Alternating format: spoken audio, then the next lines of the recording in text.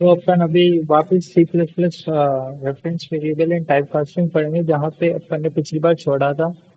ऐसा फ्लोटिंग पढ़ा रहा था अपन को, float D and long D. यहीं से स्टार्ट करेंगे, देखते हैं क्या क्या सीखने को वापस मिलता है। मैं थोड़ा बहुत पीछे भी पीछे करता जाऊंगा। जा रहा हूँ ताकि आप लोगों को पता चले मैंने क्या चीज़ पहले लिखी थी। Float D is equal to 34.4 मैंने लिख दिया। इसका क्या मतलब है? इसका मतलब है कि डी में 34.4 आ जाएगा। ठीक है, अब यहाँ पर मान लो कि मैंने यहाँ पर लॉन्ग डबल बना दिया है। ठीक है, long double E is equal to 34.4। ठीक है, ये मैंने बना दिया। अब मैं अगर यहाँ पर सी आउट करूँ और लिखूँ यहाँ पर the value of D is, और फिर उसके बाद मैं कुछ इस तरह से कर दूँ डी, और फिर मैं कुछ इस तरह से लिखूँ दी वैल्यू ऑफ ई इज़, और फिर मैं कुछ इस तरह से करूँ ई। ठीक है, तो डी की वैल्यू आ जाएगी मुझे, और मैं यहाँ पर हैंडल भी कर देता हूँ। डी की वैल्यू आ जाएगी, ई की वैल्यू आ जाएगी। ठीक है, नो सरप्राइजेस व्हाटसोएवर। देखो यहाँ पर 34.4 आ गई, और यहाँ पर वैल्यू ऑफ ई भी 34.4 आ गई। तो the value of D is, मैंने गलत जगह लगा दिया हैंडल, मुझे वैल्यू प्रिंट कराने के बाद लगाना चाहिए था हैंडल। तो मैं यहाँ पर कुछ इस तरह से लिखूंगा, मैंने कुछ गड़बड़ तो नहीं की। यहाँ पर जो चेनिंग है इसमें कोई गड़बड़ नहीं होनी चाहिए। जो सी आउट की मैं चेनिंग कर रहा हूँ अभी, चेन बना रहा हूँ जो यहाँ पर सी आउट की। एक सी प्लस प्लस का सी के और एक बहुत बड़ा एडवांटेज मुझे ये भी लगता है कि हम लोग इस तरह से चेनिंग कर सकते हैं और बड़े आराम से हम चीज़ों को प्रिंट करा सकते हैं। देखो अब मैं इसको रन करूँगा यहाँ पर, ये मुझे एरर क्यों दे रहा है? फॉर सम रीज़न ये मुझे एरर दे रहा है। वैल्यू ऑफ डी इज़, मैंने ये लिखा, फिर उसके बाद मैंने हैंडल प्रिंट करा है, the value of E is ये आ गया। यहाँ पर कह रहा है cout does not have a type. तो ऐसा क्यों हो रहा है? Cout does not have a type.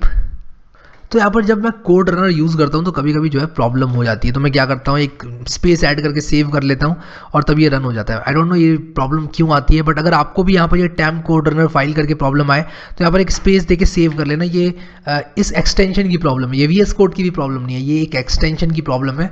या फिर आप कुछ इस तरह से कंपाइल कर लेना प्रोग्राम को, जी प्लस प्लस ट्यूट 7.cpp, और उसके बाद a.exe को रन कर लेना। तो आप इस तरह से भी कर सकते हो। तो मैंने यहाँ पर आप लोगों को ये बताया कि अगर मैं फ्लोट बना रहा हूँ डी इज इक्वल टू 34.4 और डबल बना रहा हूँ, तो ये जो है यहाँ पर फ्लोट रहेगा डी और ई रहेगा डबल। मेरी बात को बहुत ध्यान से सुनना, बहुत इंपॉर्टेंट बात बता रहा हूँ।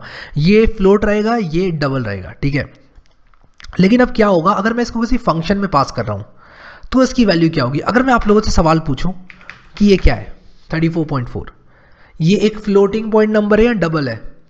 तो यहाँ पर बाय डिफ़ॉल्ट अगर आप सी प्लस प्लस के कंपाइलर को बुलाएंगे अपने घर पे और उससे पूछेंगे कि ये क्या है, तो आपको सी प्लस प्लस का कंपाइलर बताएगा कि ये एक डबल है। और आप लोग हो सकता है चकित रह जाएं देख के कि यार ये डबल क्यों बता रहा है इसको। बाय डिफ़ॉल्ट यहाँ पर हमारा ये जो डेसिमल वाला लिटरल होता है, ये होता है हमारा डबल। तो यहाँ पर अगर मैं इसको स्पेसिफाई करना चाहता हूँ कि एक फ्लोट है, तब मैं क्या करूँगा? अगर मैं चाहता हूँ ये स्पेसिफाई करना कि मैं यहाँ पर इसको एक फ्लोटिंग पॉइंट नंबर बना रहा हूँ, डबल नहीं बना रहा हूँ, तो मैं यहाँ पर एक एफ लगा दूंगा। और एफ का मतलब होता है कि ये एक double number, sorry floating point number है। तो एफ का मतलब है फ्लोटिंग पॉइंट यहाँ पर। ठीक है, तो अगर मैं ये वैल्यू कहीं पे भी पास करूंगा तो वो एज अ फ्लोट पास होगी, डबल पास नहीं होगी। अगर मैंने ये एफ नहीं लगाया तो बाय डिफ़ॉल्ट वो एज डबल पास होगी। तो यहाँ पर ये जो हमारे पास फ्लोटिंग पॉइंट लिटरल है वो मैनिपुलेट किया जाता है बिना, अगर हम ये एफ लगा के उसकी बात करें तो वो डबल मानता है इसको। ठीक है, लेकिन अगर मैं यहाँ पर एफ लगा दूं तो ये एक फ्लोटिंग पॉइंट नंबर है। तो यहाँ पर मैं एफ लगा दूंगा अगर यहाँ पर, तो इसका मतलब है कि एक फ्लोटिंग पॉइंट नंबर है। यहाँ पर एफ रिडंडेंट है क्योंकि यहाँ पर मैंने ऑलरेडी फ्लोट लिखा है।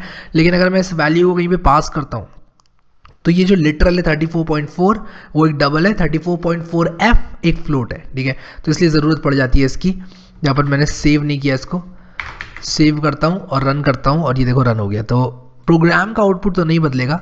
और यहाँ पर इसी तरह जिस तरह मैंने यहाँ पर एफ लिखा उसी तरह मैं यहाँ पर स्मॉल एल लिख सकता हूँ, और एल का मतलब होता है लॉन्ग डबल। और ये देखो यहाँ पर भी कोई फ़र्क नहीं पड़ा। लेकिन फ़र्क कब पड़ेगा? जब हम फंक्शन ओवरलोडिंग करेंगे। अब आपको ये कॉन्सेप्ट सभी समझ में नहीं आएंगे, लेकिन क्या होता है कभी कभी हम जो यहाँ पर अपना लिटरल भेज रहे हैं, यानी कि ये वैल्यू जो भेज रहे हैं, ये हमको इस जानकारी के साथ भेजनी होती है कि ये क्या है। तो हम इस जानकारी के साथ इसको भेजना चाहते हैं तो एफ लगा लेते हैं, और अगर ये लॉन्ग डबल है तो एल लगा लेते हैं। सो आई होप कि आप लोगों को ये चीज़ समझ में आ गई होगी। तो ये काम इसलिए किया गया क्योंकि बिना किसी ये सफिक्स के, एफ या एल वाले सफिक्स के, अगर मैं इस लिटरल की बात करता हूँ तो ये बाय डिफ़ॉल्ट एक डबल नंबर होता है। अब मैं यहाँ पर स्मॉल एल नहीं कैपिटल एल भी लगा सकता हूँ, और ये जस्ट फ्लेक्सिबिलिटी है सिंटेक्स में, आपको जो है छूट दे दी जाती है कि भाई स्मॉल यूज़ कर लो या कैपिटल कर लो, बात वही होने वाली है। तो यहाँ पर देखो ये प्रोग्राम का आउटपुट तो नहीं बदला, लेकिन आप लोगों को पता चलेगी बात जब आप यहाँ पर लगाएंगे अपना, किसी फंक्शन को भेजेंगे या फिर कभी आप लोगों को जो वैल्यू है उसके साथ ये भी जानकारी भेजनी पड़ गई कि ये क्या है, फ्लोट है, लॉन्ग डबल है, डबल है, तो वो चीज़ आप जो है भेज सकते हैं। ठीक है, सो आई होप।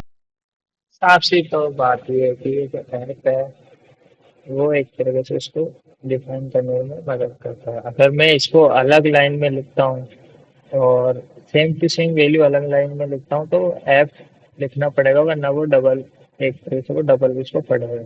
वो फ्लोट पढ़ेगा नहीं, वो लॉन्ग डबल पढ़ेगा, उसको लॉन्ग डबल टाइप में मेरे को वैल्यू देगा। ओके। की समझ में आ गई होगी ये चीज़ आप लोगों को, और यहाँ पर आप लोग जो है इस चीज़ से एकदम कंफर्टेबल हो गए होंगे। अभी जो बात मैंने बोली है इस चीज़ को मैं साइज ऑफ ऑपरेटर की मदद से भी प्रूव कर सकता हूँ। तो मैं यहाँ पर अगर कुछ इस तरह से लिखूँ, दी साइज ऑफ 34.4 एफ इज़, और उसके बाद मैं यहाँ पर साइज ऑफ ऑपरेटर का इस्तेमाल कर दूँ, और size of C plus plus में कीवर्ड होता है, जैसे कि आप लोग देख रहे हैं यहाँ पर साइज ऑफ अगर मैं लिखूँ तो यहाँ पर लिख कर आ रहा है सी प्लस प्लस कीवर्ड है ये। और यहाँ पर अगर मैं लिख दूँ 34.4 और एफ लिख दूँ, तो यहाँ पर देखो मैं अभी यहाँ पर इसके कुछ वेरिएशंस बनाता हूँ। सब चीज़ें जो जो बोली हैं मैंने उनको प्रूव करके दिखाऊंगा आप लोगों को कि यार हैरी भाई जो बता रहे हैं कहीं गलत तो नहीं बता रहे हैं। तो यहाँ पर इस तरह से हम इस चीज़ को प्रूव करेंगे। तो मैंने यहाँ पर सबसे पहले 34.4 का साइज़ प्रिंट किया, फिर स्मॉल एफ का प्रिंट किया, फिर कैपिटल एफ का यहाँ पर प्रिंट करूँगा मैं, फिर उसके बाद मैं यहाँ पर स्मॉल एल और कैपिटल एल का प्रिंट करूँगा। तो आप लोग देखना यहाँ पर, इसको मैं सेव करता हूँ। अब मैं इसको रन करूँगा जैसे ही, तो ये देखो मैंने यहाँ पर एक हैंडल भी लगा लेना चाहिए था। तो मैं क्या करूँगा, बहुत ही जल्दी विजुअल स्टूडियो कोड की मल्टी कर्सर फंक्शनैलिटी का इस्तेमाल करते हुए यहाँ पर एक हैंडल लिख दूंगा। और जैसे ही मैं हैंडल लिखूँगा यहाँ पर देखो बिल्कुल सब कुछ सही सही हो गया है। ठीक है, अब मैं यहाँ पर इसको रन करूँगा तो बड़े आराम से मेरे पास यहाँ पर सारे साइजेस प्रिंट हो गए। मैं एक 64 बिट मशीन में हूँ, आप लोगों को पहले ही बता देता हूँ, अगर आप एक दूसरी मशीन में रन कर रहे हैं शायद ये वैल्यूज़ आपको डिफरेंट मिले, लेकिन ये जो वैल्यूज़ है आपको जो यहाँ पर मिलेगी, जो कि मुझे यहाँ पर 8 मिल रही है, ये एक डबल की वैल्यू मुझे मिल रही है। देखो ये साइज ऑफ डबल मिल रहा है, यानी कि मैंने इसको बताया नहीं है कि फ्लोटिंग पॉइंट नंबर है, तो बाय डिफॉल्ट इसने इसको फ्लोट नहीं लिया, इसने डबल लिया।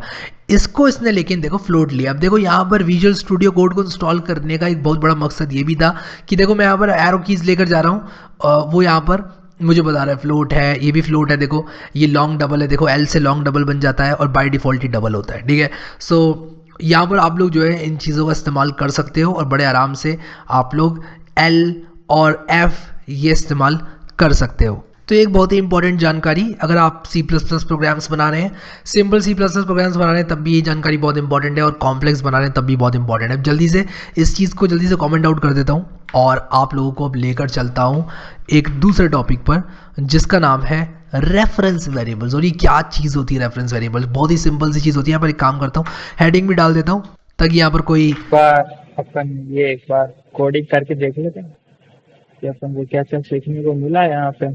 थोड़ा बहुत अपना भी कहीं ना तो कहीं क्लियर ही होगा दिमाग में।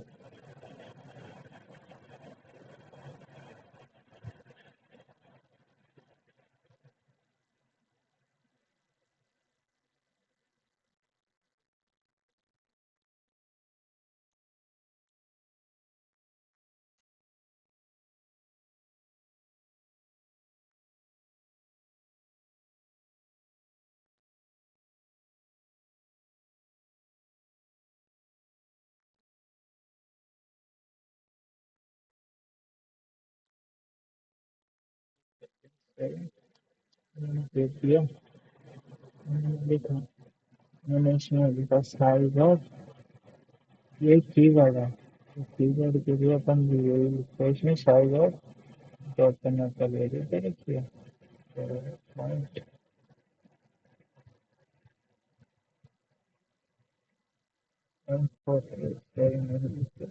30.4 लिख के चलते हैं।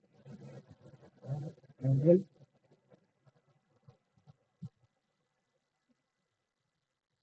करते रहेगा, नेक्स्ट लाइन है, फिर नेक्स्ट लाइन है, फिर नेक्स्ट लाइन है, फिर नेक्स्ट लाइन है। इसमें तो अपन क्या करेंगे,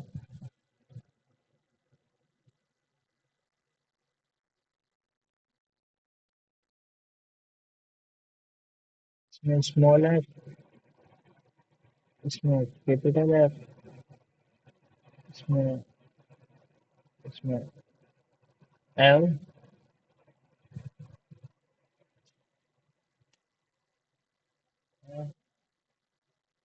capital F, L,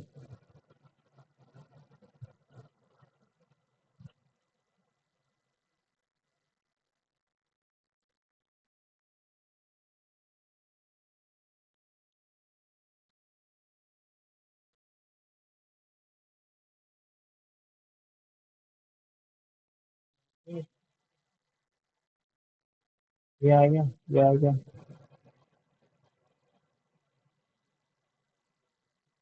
okay sir,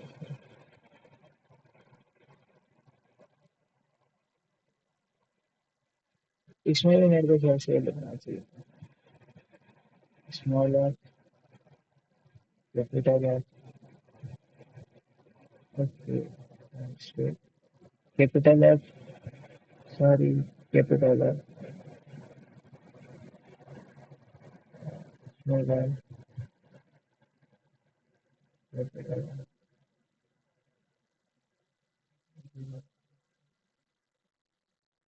F, 34, 8, 4, 4, 16, 16,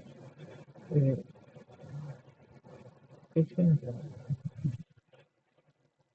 values आ सकती है।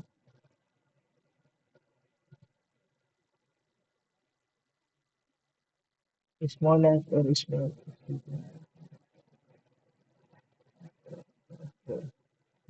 4, 4, 12, 34,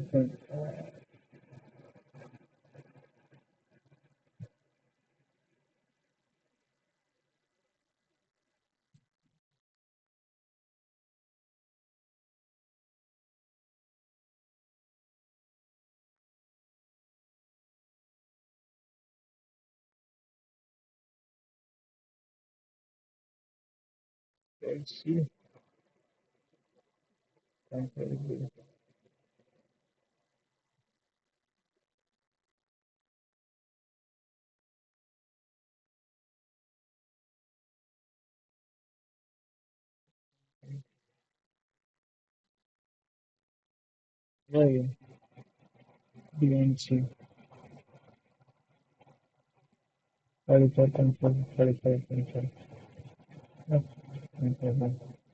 एक दूसरे टॉपिक पर जिसका नाम है रेफरेंस वेरिएबल्स। और ये क्या चीज़ होती है रेफरेंस वेरिएबल्स? बहुत ही सिंपल सी चीज़ होती है। यहाँ पर एक काम करता हूँ, हेडिंग भी डाल देता हूँ ताकि यहाँ पर कोई प्रॉब्लम ना हो। बिल्ट इन डेटा टाइप्स, ठीक है। और यहाँ पर थोड़ा स्टार लगा लेता हूँ, जैसे मान लो मैंने यहाँ पर कुछ स्टार्स अगर लगा दिए तो built in data types। एक बार मैं लिख ही लेता था, ये क्या होता है?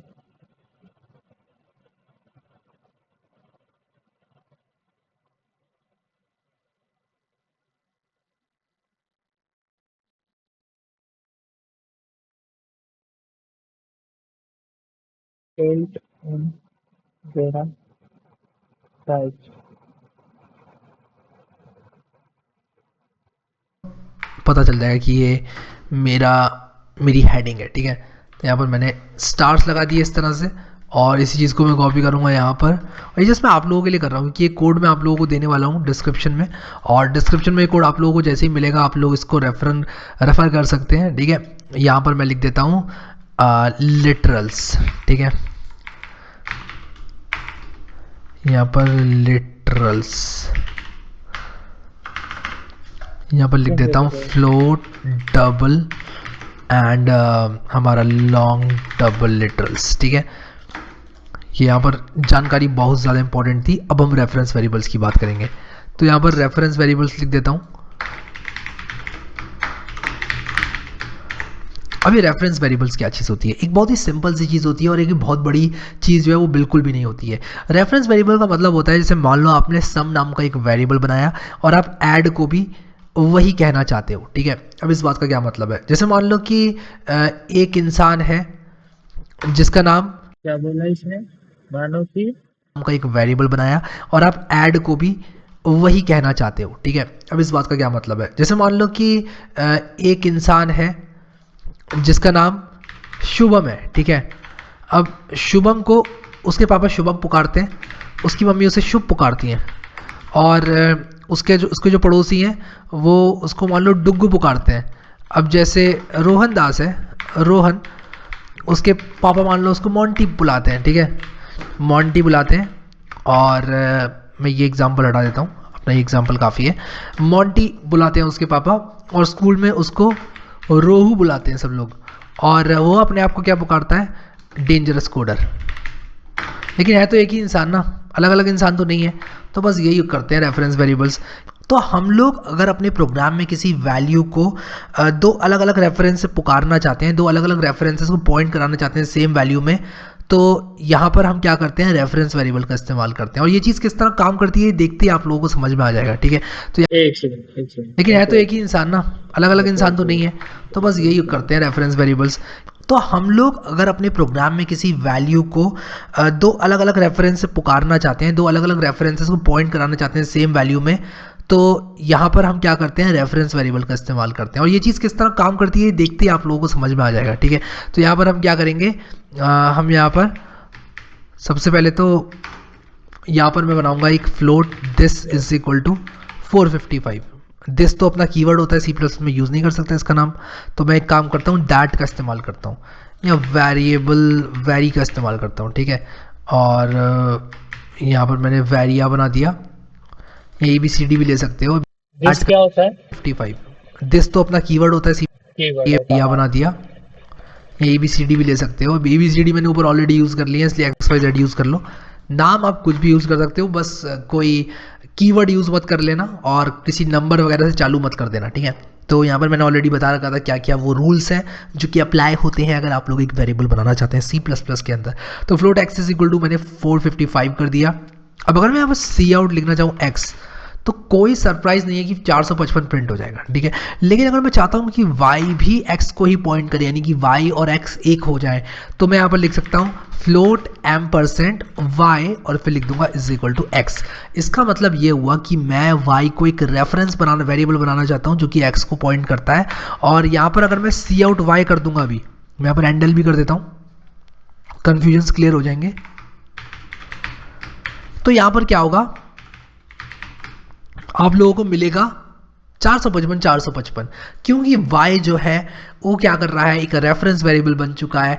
y कहूँ या x कहूँ वो रहेगा x ही, लेकिन ओरिजिनल वेरिएबल क्या है, मेरा ओरिजिनल वेरिएबल x है। अब यहाँ पर मैंने रोहन दास का जो एग्जाम्पल दिया था, रोहन दास बोलो, मोंटी बोलो, रोहू बोलो, या डेंजरस कोडर बोलो, बात एक ही है, लेकिन इंसान तो एक ही है ना। उसी तरह यहाँ वेरिएबल भी एक ही है, ऐसा मत समझना कि कोई कॉपी बन गई है वेरिएबल की। वेरिएबल एक ही है, बस उसके अलग अलग नाम बना दिए गए हैं जिससे उसको पुकारा जा रहा है, as simple as that. So I hope कि ये एकदम क्लियर हो गया होगा रेफरेंस वेरिएबल्स। और एक कॉन्सेप्ट है रेफरेंस वेरिएबल अपन उससे कहते हैं, जैसे कि इसने बोला मेरे को एक फ्लोट है, उसका वेरिएबल नेम इसने x दे दिया, x is equal to 455 and y is equal to x दे रखा है। तो एंड y क्या कर रहा है अपना, एक नया रेफरेंस वेरिएबल देना चाहता है, नया नाम देना चाहता है, तो अपन उसको x के बराबर कर दिया। अब वो दोनों वैल्यू दोनों की सेम आ रही, भला इसे नाम अलग अलग हो, तो एक तरह का रेफरेंस वेरिएबल हो गया, ये इसको रेफरेंस कर रहा है, इसको बता रहा है कि ये है, ये इसके बराबर। थोड़ा बहुत आया समझ, फिर अपन और देखेंगे, वापिस पढ़ेंगे पहले। जो कि शायद हम आगे यूज़ करेंगे, जो कि शायद आप लोगों को दिख जाए प्रोग्राम्स में, और आप लोगों को जो है फिर वहाँ पर कोई प्रॉब्लम नहीं होगी। अब यहाँ पर एक बहुत ही इंपॉर्टेंट टॉपिक, टाइप कास्टिंग। और टाइप कास्टिंग का क्या मतलब है, सबसे पहले ये समझते हैं। टाइप कास्टिंग का मतलब है कि किसी भी एक वेरिएबल को दूसरे में चेंज करना। जैसे कि मैं मान लो इंटीजर को, किसी भी एक वेरिएबल को दूसरे में चेंज करना, टाइप कास्टिंग का मतलब ये होता है।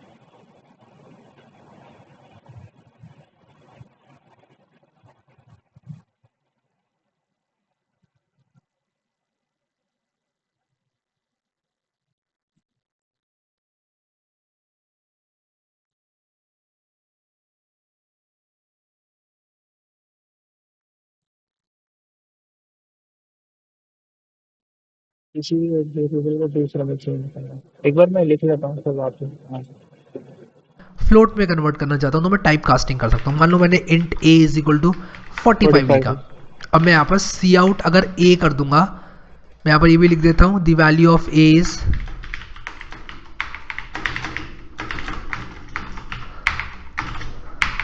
और सेव करके इसको रन करता हूँ तो नो सरप्राइजेस 45 आ जाएगी। लेकिन अगर मैं यहाँ पर इसको कुछ ऐसे कर देता हूँ, मैं इस तरह से टाइप कास्ट कर देता हूँ मान लो इसको, तो यहाँ पर ये जो वैल्यू है ये कन्वर्ट हो चुकी है फ्लोट में जो मैंने हाईलाइट करी है। अब मैं इस प्रोग्राम को रन करूँगा तो 45 ही आएगा और यहाँ पर कोई प्रॉब्लम आ रही है, मैं इसको सेव करके वापस से रन करता हूँ। हाँ, तो ये देखो यहाँ पर द वैल्यू ऑफ एज 45 यहाँ पर आ गया है। अब यहाँ पर आप लोग सोच रहे होगे तो इसको करने का फ़ायदा क्या हुआ, मैं आपको बताता हूँ। अगर मेरे पास उल्टा मैं अगर करूँ यहाँ पर float b is equal to 45.46 होता और मैं प्रिंट करना चाहता हूँ, इसको इंट में कन्वर्ट करना चाहता हूँ, तो यहाँ पर मैं टाइप कास्टिंग कर सकता हूँ, इसकी बी कर देता हूँ यहाँ पर भी। तो आप लोग देखना यहाँ पर क्या हुआ, the value of B is 45 आ गया क्योंकि ये इंटीजर में कन्वर्ट हो चुका है। तो इस तरह से हम जो ओके ओके। तो ये फ्लोट कन्वर्ट कर सकते हैं अपन। तो एक बार मैं इसको कमेंट आउट कर दूं पूरे को, क्या बोलते हो?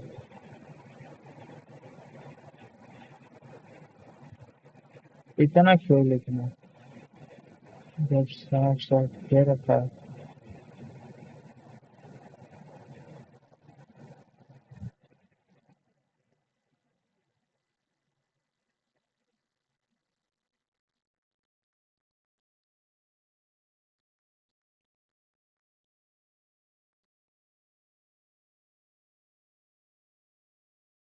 कमेंट आउट करो, सीधा लिखो, ये पूरा कमेंट आउट हो गया।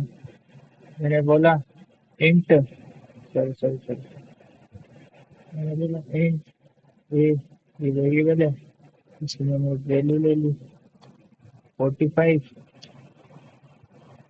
फिर मैंने int sorry float L O A P float P is equal to 45.65 ले ली और यप, इतना सी। फिर मैंने बोला cout the value of A is, फिर मैंने ये डबल विंडो कर दी, फिर मैंने ये कर दिया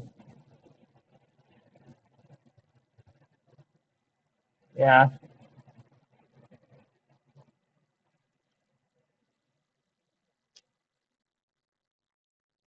ये कर दिया, मैंने ये कर दिया। अब मेरे को ये करना है फ्लोट, टाइप कास्टिंग करती ना मैंने इसमें, टाइप कास्टिंग ऐसे होती है ये फ्लोट ये एंड देन अगर कोई प्रॉब्लम आती है तो कोई दिक्कत ही नहीं होती मेरे को। Control C, next time control V, मैं इसमें क्या करूँगा, द वैल्यू ऑफ बी, यहाँ पे मैं कर दूंगा, इसको मेरे को कन्वर्ट करना है इंट में, आई एन टी इंट में करना है। ये मेरा डी आ गया।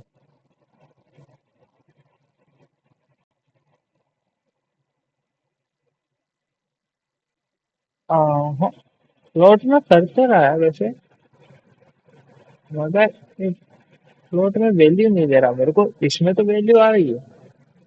जब अपने फ्लोट को इंटीजर में कन्वर्ट करा तो इसने मेरे को 45 दे दिया, मगर इसको इसमें करा तो ये सिर्फ 45 ही करा, 0.65 में गया। देखिए क्या होता है, ये अपन को क्या बताते हैं, इसकी भी तो यही आ रही है वैल्यू 45 पर।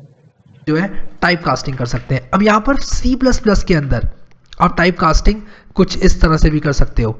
अगर आप इसको कुछ इस तरह से लिखोगे फ्लोट, तो ये ऊपर जो मैंने लिखा है ये वाला और ये वाला, ये दोनों लाइंस जो हैं एक समान है, ठीक है। उसी तरह यहाँ पर भी आप लोग क्या कर सकते हो, इंटीजर बी कुछ इस तरह से लिख सकते हो और ये देखो टाइप कास्ट हो चुका है। तो टाइप कास्टिंग का मतलब यही है कि एक डेटा टाइप को दूसरे डेटा टाइप में कन्वर्ट कर देना। अब यहाँ पर अगर मैं एक वो बनाता हूँ int C is equal to, मान लो मैं लिखता हूँ इंट बी, ठीक है, तो ये वैलिड है int C is equal to int B, type casting हो रहा है एक।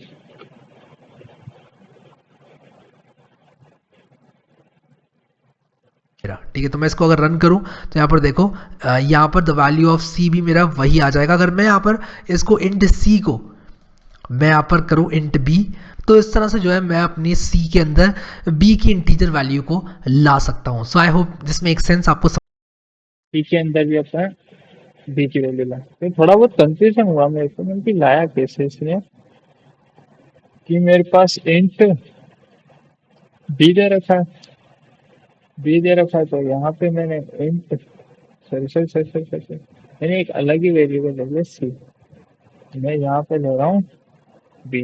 अब इसने बोला कि अपन ऐसे कर सकते हैं, मैं मेरी एक बार बता रहा हूँ मैं क्या सोचा।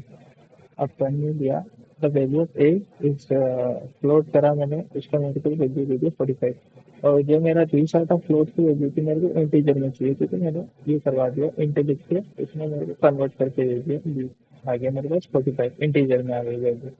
अब इंट सी है और वो इंट बी के बराबर, इंट बी मेरा क्या आ रहा है 45, इंट सी किसके बराबर इंट बी के, ये एक वैल्यू है, इंट सी एक वेरिएबल नेम है,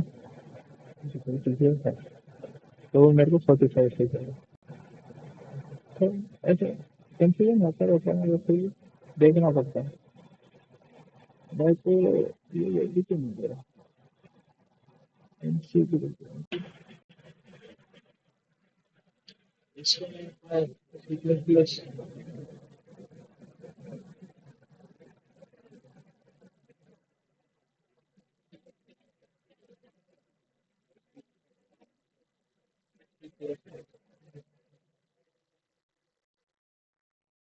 टीटीबी पे चला है इसलिए वो अच्छा रहता है फिर भी,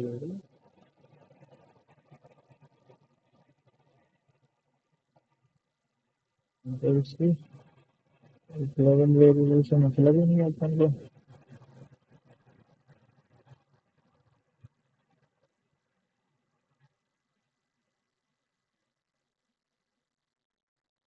रन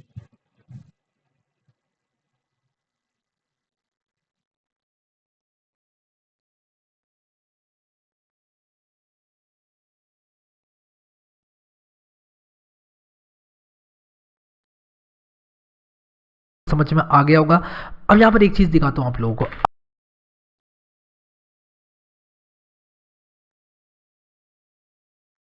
भी मेरा वही आ जाएगा अगर मैं यहाँ पर इसको इंट सी को मैं यहाँ पर करूँ इंट बी, तो इस तरह से जो है मैं अपनी ये मेरी वैल्यू फ्लोट क्यों नहीं है?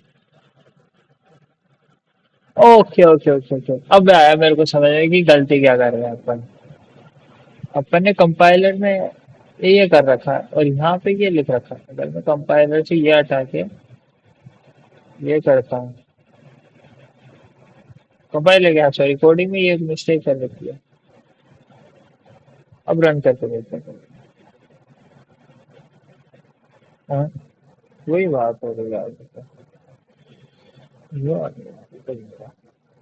मेरे को लगा कि क्या पता मिस्टेक कर रहा हो, तो इसमें एक बार देख लेते हैं।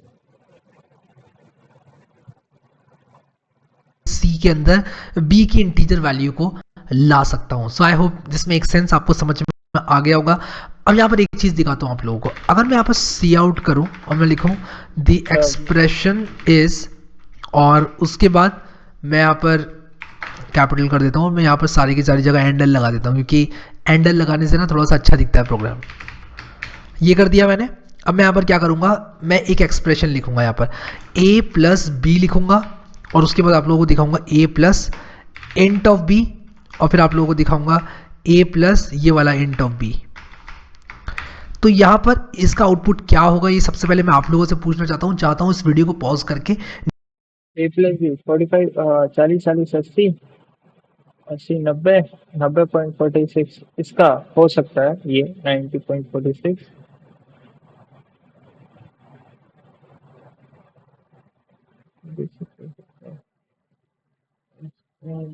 इसका 90 हो सकता है। नीचे प्रिंट करें, नीचे कमेंट में लिखें कि क्या होगा इसका output.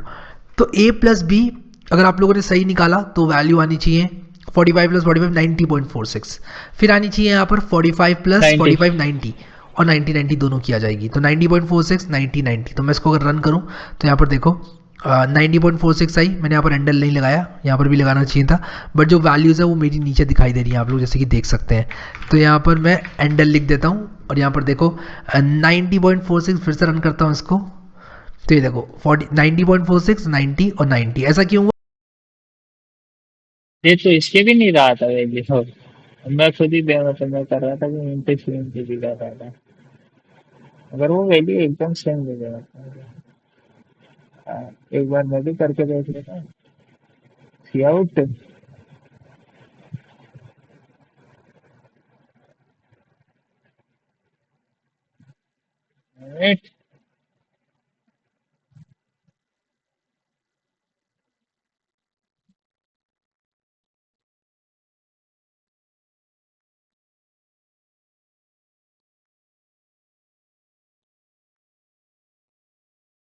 C out the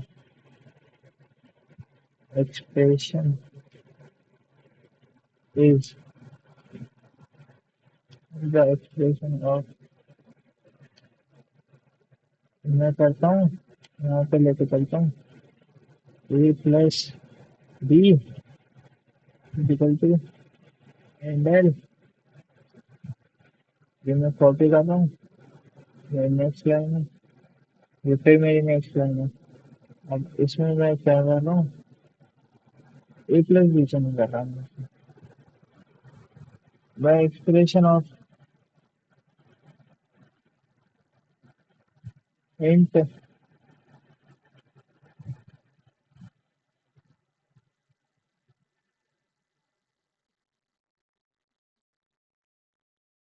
A plus N,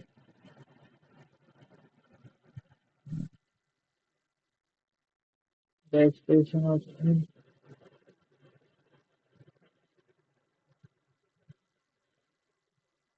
A plus int मैं वहाँ पे इसमें यही करेंगे अपन, इसमें इंट लिखेंगे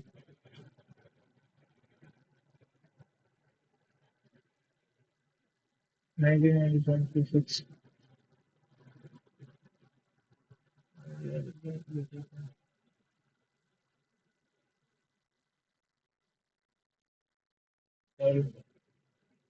FLOAT फ्लोट है,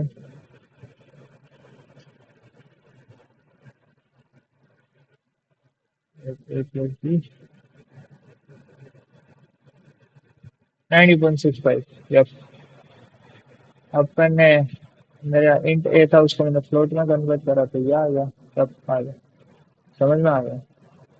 हुआ क्योंकि यहाँ पर मैंने इसको b को इंटीजर में कन्वर्ट कर दिया, ये 90 हो गया और 90 प्लस 90 90, ये 90 था, ये पूरा इंटीजर हो गया, तो इसलिए ये 90 में कन्वर्ट हो गया। सो इस तरह से आप लोग जो है फ्लोट्स को इंटीजर में, इंटीजर को फ्लोट्स पे, और डबल्स को फ्लोट में, फ्लोट को डबल में, ये सारे काम आप लोग कर सकते हैं, अगर ऑब्वियसली अगर ये पॉसिबल है तो। अब अगर आपने यहाँ पर कुछ सिंटेक्स में ऐसा लिख दिया टाइप कास्टिंग में जो कि नहीं हो सकता, तो वो आप लोगों को प्रॉब्लम फेस करनी पड़ेगी। सो आई होप कि आप लोग समझ में आ गया होगा आप लोगों को ये किस तरह काम करती है। हमने यहाँ पर बिल्ट इन डेटा टाइप्स की बात की, टाइप कास्टिंग की बात की, फिर उसके बाद हमने ये भी बात की कि किस तरह हम फ्लोट, डबल और लॉन्ग लिटरल्स को बना सकते हैं। सो pretty मच हमने यहाँ पर काफ़ी प्रिपरेशन कर ली है अपने।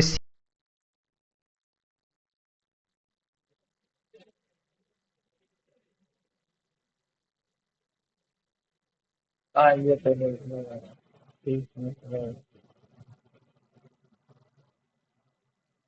साइड चलाने जाती है। सी अपने आप को सी प्लस प्लस मोड में लाने की हम लोग कोडिंग करेंगे। अब सी प्लस प्लस में आने वाले टाइम में और कॉम्प्लेक्स प्रोग्राम्स लिखेंगे, तो ये जो बेसिक्स हैं वो यहाँ पर बहुत ज़्यादा इंपॉर्टेंट हो जाते हैं। अगर आप लोगों ने ये प्लेलिस्ट एक्सेस नहीं करी अभी तक, तो काइंडली इसको जल्दी से जल्दी एक्सेस कर। तो दिस अब अपन चलेंगे नेक्स्ट नेक्स्ट वीडियो पे, उसमें क्या सीखने को मिलता है देखते हैं। इसमें तो गाइज वेरिएबल में हमने टाइप अभी तक कास्टिंग सी प्लस सीखी, प्लस के कोर्स में ये देख। इसमें अपन पढ़ेंगे constants, manipulators and operator precedence, constants, manipulators and operator precedence, ये होते गए।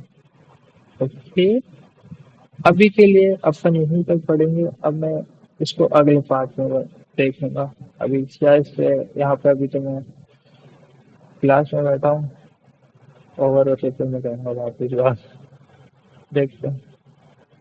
बाय। Bye bye.